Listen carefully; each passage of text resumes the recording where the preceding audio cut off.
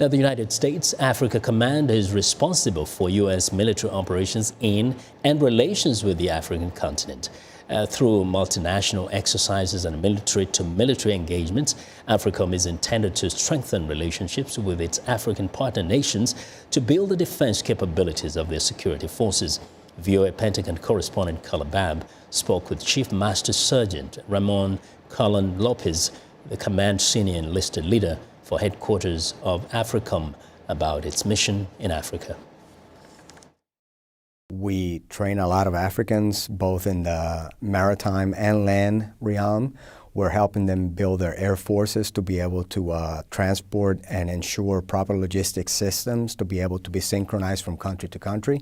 And we also help from the state side, the Department of State side, to improve governance in a lot of these regions. I want to also ask you about the other things that U.S. troops are doing in the Lake Chad region. What can you tell us about what we're doing there and about the threat in that area?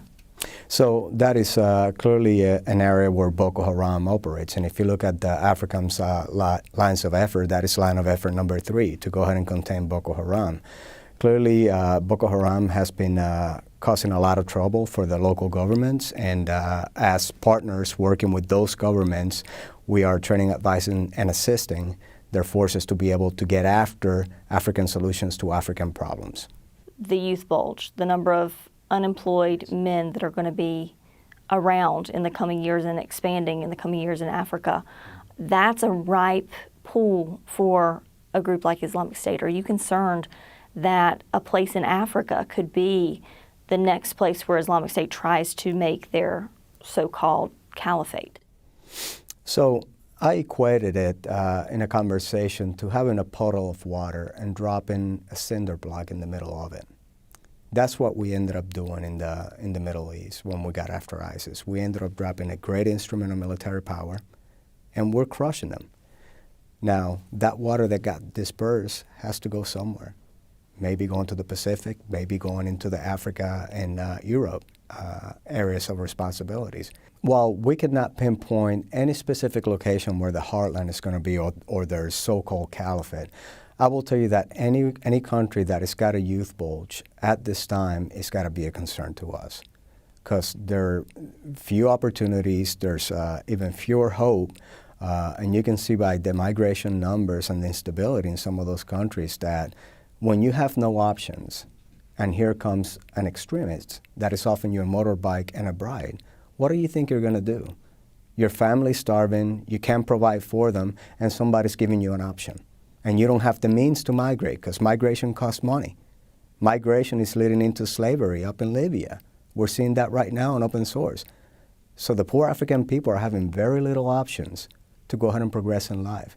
So of course we're concerned about those numbers, and we're concerned about that youth bulge. I just want to wrap up, and I know you don't want to rank the threats, but it would be important to our audience to know where you personally are most worried about in Africa. I worry about the outposts that have U.S. military members that are getting after this threat.